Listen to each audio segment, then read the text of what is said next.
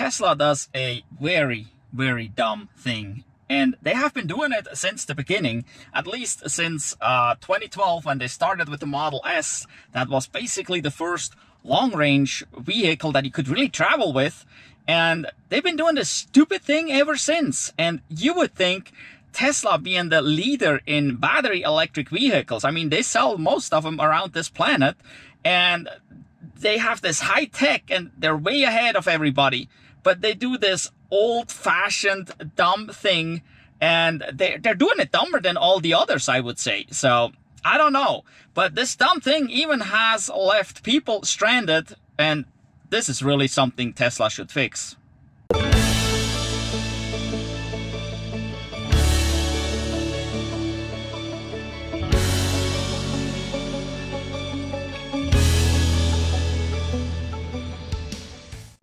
Well, what am I talking about? Maybe you already figured it out.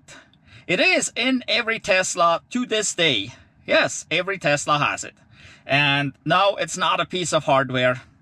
It's controlled, I guess, by a piece of software. But yeah, it is dumb, and it has left people stranded, especially people that are new to electric cars. They get in and they feel confident they can go a certain distance, but some of them ran out and had to be towed. What is it? Now you should have an idea. Leave a comment down below. Tell me what you think it is. I mean, like I said, it is in every Tesla and has been in every Tesla at least since 2012 with the Model S. I'm not sure about the first generation Roadster. Well, let me show you what I'm talking about. This is it. This number right there. Well, not specifically this exact number there. I'm not talking about 187. No, but I'm talking about the distance that is shown right there. And it can be miles or kilometers. It doesn't matter. It doesn't make any sense. And this here, in this particular case, is shown on the center screen. If you have a Model S or X, it's also shown on the dash cluster, the screen in front of the steering wheel. So, but anyway, oh, by the way, do you see this here? That is pretty cool. That is my Syncwire cell phone holder. This is the coolest thing since the invention of sliced bread. It's magnetic, and you can just throw your cell phone up there. And I really like it.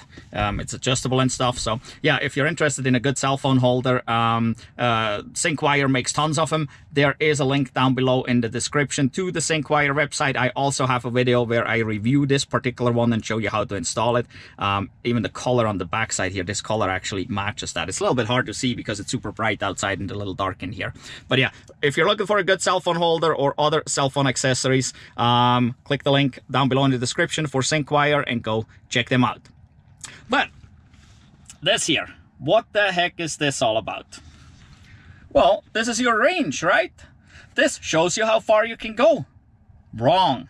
This is what people assume it is, especially being new to electric vehicles. Many people don't understand just because a range is advertised doesn't mean you can go that far under all circumstances or at all. You may never even make it that far no matter what you do. And this is very similar to fuel consumption that has been advertised on internal combustion engine vehicles before. You know, when you're looking at new internal combustion engine vehicles, there's that window sticker, right? On an EV, it shows a range. Well, I have to jump in here real quick. I didn't really explain this good in the video. So the same exact window sticker actually shows MPGE, miles per gallon equivalent. So, which is another really dumb number. Just forget that number because it's kind of worthless as well, just like that number on the Tesla screen.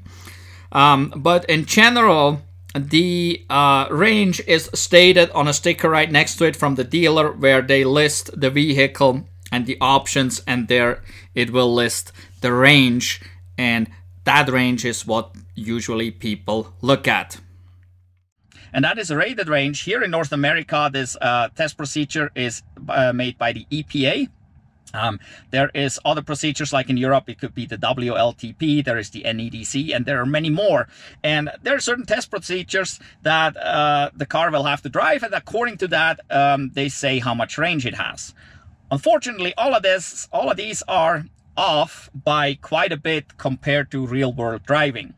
And, well, real-world driving for you and for me, they're two different things anyway. I drive different than you do. You may get more range than I do, or the other way around, right? So some people actually get up to the rated range. Other people will never. I have never in my life gotten such a great fuel mileage as it was posted on window stickers. I just can't. And most people don't, because we usually drive faster than what they drive in those test procedures. So those test procedures and these rated mileages are great to compare one vehicle to another, to give you an idea of about how far you can go. But you're usually not going that far. And that is the problem with this number right here. Well, again, it's not this particular number. It's the distance shown right there on a Tesla. When people look at this, they expect to be able to go this far. So this shows 187 miles right now here. This could be 187 kilometers. Who cares? You want to go 150, right? There is 187. Heck, that is 37 to spare. So you certainly can make that. Sorry, no, you won't. Not with this here in a Tesla, because this is not the range you can go. This is not even that they really take a guess at the range you could go based on your previous driving. Your previous driving doesn't influence that number shown right there. That has nothing to do with it. Other cars do that. Yeah, there's many other cars that do actually a better job at showing a number there that is more like the number that you're probably getting or could drive. So it depends a little bit. Each manufacturer does it a little bit different. Looking at like the Rivian, there, as you change drive modes, it will change that number, because it knows, oh, if he goes to this, he'll get farther, or you can drive farther or less, right? As far as I know, the Ford Lightning does that. Like if you throw it into trailer mode, I believe it takes quite a bit of the miles off there, because you're towing a trailer. There are others out there that take a guess at how far you can go with the amount of battery you have, the state of charge you're at. They take a guess at it based on your previous driving. This could be like based on the last 30 or 50 miles somewhere, right, around 50 to 80 kilometers back. And based on that, it will tell you how far you could go. All these things, by the way, are called a GOM, G-O-M, guessometer. So if you heard people talk about the GOM or a guessometer, that's what they're talking about when cars guess at about how far you can go. But none of the cars are going to be perfectly accurate, and especially not under all conditions. So if you're driving and if it looks at your past 30 miles of driving, it gives you a guesstimation. But now your driving behavior changes, because you were the last 30 miles you were driving around town, so you got great efficiency. But now you're going onto the highway, onto the Autobahn, and you're going 80 miles an hour, 130 kilometers an hour. Guess what? Your efficiency ain't so great, and you're not going to get the distance. In the Chevy Bolt, GM's Chevy Bolt actually does it pretty cool. Their guessometer has a max, an average, and a min. And on the side, as you're driving, there's a line either going up towards the max or going down towards the min, indicating if you're more likely to go down, less mileage, less range, or if you're going up towards more range. So that is pretty cool, and it is pretty darn accurate for most of the driving. There are some issues. But why is this Tesla one so different? That is the question here. Well, this Tesla one here doesn't even take a guess. Like I said, it just shows a number, and this number is based on the rated range. And the rated range in this particular car is 310 miles. This is a 2018 Model 3 dual motor. 310 miles EPA rated range. And it shows 186 miles right now. And you can tap this on a Tesla, and it switches to percent. And this number, this is an accurate number. What do you mean by that? Well, this car currently has a state of charge of 62%. That's how much fuel I have in the battery, right? And that's what this is. This is a fuel gauge. So you see this little battery thing right next to it, and that is a fuel gauge, and the percentage next to it just tells you exactly how much you have. So that's what this is. This is a fuel gauge. And if you shift this to the distance, it's still only a fuel gauge. It does not indicate how far you can go. And that is the problem. People think, I can go 186. You only have to go 150. I'm safe, I'm going. But no, sorry. because you'll be using more fuel. Again, you'll be using more fuel, just like you probably never got this great fuel efficiency in an ICE vehicle that was advertised the same way in an electric vehicle. You usually don't get the range. Also, the way they figured out that range that they advertise is completely different from basically how we drive, and we need to use heat, air conditioning, this and that. There's so many influences in that. So many people tell me that this is where they like it. They like it on miles because signs on the road show miles, and as long as these signs show miles, they keep it on this. But the distance shown on these signs has nothing to do with this distance here, really. This is a fuel gauge. Yes, you could say it has something to do with it, obviously, but if, like I said, if you see that sign that shows 150 and you got 186 here, you're probably not gonna make it, okay? So I always suggest to switch this to percentage, because that is a fuel gauge.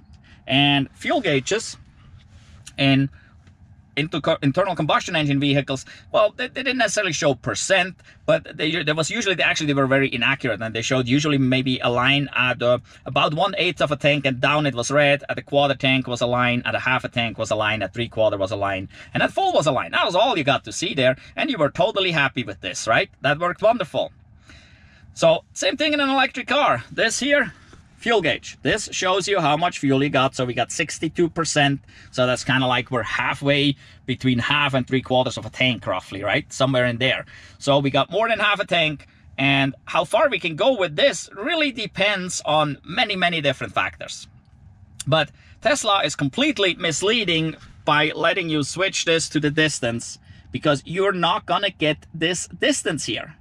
And that is so misleading. And then they actually, the funny thing is, they actually fiddle with that mileage number there. What do I mean by that? That mileage, or that distance that is shown, if it's kilometers or miles, it doesn't matter. The distance shown there doesn't match the percentage. So what do I mean by that? So I'm supposed to have 310 miles. So if I charge this to 100%, this car should show 310 miles, correct? Because it's a fuel gauge, it shows full. But early on it did, yeah, the first few months, but then it didn't anymore. And nowadays it varies anywhere from like 280 to 300. But I'm charging to 100%. So now that's when people say, oh, it shows battery degradation. Well, it doesn't show battery degradation really either. But yes, the BMS, the battery management system, has an influence on this number. Who knows why? But it influences this number, and as the BMS detects an imbalance in the battery pack, it will deduct a few miles, even though it still shows 100%, which is kind of odd in my opinion. But again, it's misleading, so it's never correct. And some people, that distance, depending on how they drive and charge, this distance will drop rapidly. And within a few months, they thought they had huge battery degradation. It doesn't show battery degradation. It's a fuel gauge. It only shows you how much fuel you have in the battery. And because Tesla does this weird thing, like I said, where battery imbalances will change the miles, because it does in reality, obviously if you have a very imbalanced battery, you will not go as far, but still, it's no indication of how far you actually can go in a Tesla at all. It is a fuel gauge. And as you get to know your Tesla, you'll find out how far you can go, what you use for your daily drive, what you use for this long distance drive to go visit grandma or whoever, right? You will learn, just like with your gas car, how far you can go. So it is a totally weird and stupid thing. This should not be there. This should just be a percentage, or they should really make a gasometer out of it that really gives a distance based on maybe your previous 50 or so miles or kilometers of driving. That would be much better. But this way, the way it is, it's basically a fuel gauge, and it's not a good solution. So now the question is, how do you know how far you can actually go? Well, for that, you have to use the Tesla navigation, and which is pretty simple. I mean, you can just hit the button here on the steering wheel, right? And then you can tell it where to go. You can long press a location on the map and then say you want to navigate there. I mean, there's a whole bunch of options. You probably know how to use a navigation, a mapping software. And then what Tesla does, they will show you at the very bottom of the directions. There will be a list of directions, just like on any of those softwares. And at the very bottom, it will tell you with how many % you will arrive there. And that software now takes everything into account. It takes the speed into account, it takes the temperature into account, it takes the weather into account, it takes elevation gain, elevation loss. It takes a whole bunch of things into account. And on relatively short distances, this has been extremely accurate for us. On a long trip where you go like 1,000 miles, it will have some inaccuracies at the beginning, and it will change as you go, because by the time you get somewhere, well, maybe the weather has changed and it gotten a lot colder, it started raining or something, or it got a lot hotter than expected. Because yeah, the weatherman is usually wrong, so so it can go it can go a little bit off, but overall this has been very accurate to tell me how far I can go. And that's how you know if you can get there or not. Don't look at this number. Do not look at this number. This is a fuel gauge. This just tells you how much fuel is in the tank, and why one would do that by a distance is way beyond me. This should be set to percent in your car so that you know how much fuel you have in your battery, and then you use the navigation to figure out how far you can go. That's how this is done, and you don't get stranded that way. Don't look at this number and at the number on the sign on the road that says the distance is 150 and this says 180 and think you can get there. I'm telling you, you will not. You will get stranded. And in the wintertime, when you have to heat, you will use even more fuel and you will get stranded even sooner. So it is very important. This is the dumbest thing Tesla ever done. Why they wouldn't do a GOM, a gasometer like the others, I don't know. Or just completely eliminate it, because this number really doesn't help anyone. It just, yeah, like I said, especially people that are not familiar with electric vehicles and how that consumption of fuel happens here, can get stranded. So I highly suggest you switch that to percentage so you don't get fooled by the distance. Anytime you're going somewhere, use the navigation. For your daily drive, you will know in no time how many percent you use. You know, throughout the year, you will see you're using like 30% in the summer, maybe 40% in the winter. And then you know what you need for that distance. You will learn what you need to go somewhere else to visit grandma, just like you used to in your gas vehicle, okay? You're looking at a fuel gauge and that's it. And if you want to know more exactly if you can make it there, if you're on a drive that you've never done, use the navigation. Otherwise, I tell you, you're going to get stuck, and we don't want that. So my tip is switch this to percent. Do not look at miles there. And that goes along with when people are talking about charging. You do not charge miles. You do charge kilowatt hours, not miles. I'm sorry. And that certain amount of kilowatt hours, well, may not get you as far as what it says when you charge, when you look at miles, charging miles per hour. Have you ever filled miles into your gas tank? No, you filled gallons or liters of gasoline, not miles. You never thought in miles. Never ever. It's like you just knew a half a tank gets me this far, quarter tank can get me about this far. That's what you knew. And it's the same thing here. So get rid of those miles. Look at percentages here on the screen and use your navigation so you don't get stuck, because we don't want you to be stuck out there. Well, okay. I hope this was helpful, that you understand that this is really only a fuel gauge and not an estimation of how far you can go at all. In any event, if you like this video, please give us a thumbs up for this one. If you haven't been following our channel, click the channel icon down below and go check out our channel. We have tons of videos about electric vehicles. Lots of wintertime driving. That's always one of the huge questions. When temperature drops, what happens? How far can you go? What do you need to do? We have tons of those videos where we drive in extreme cold even. So go check those out. Lots of information there.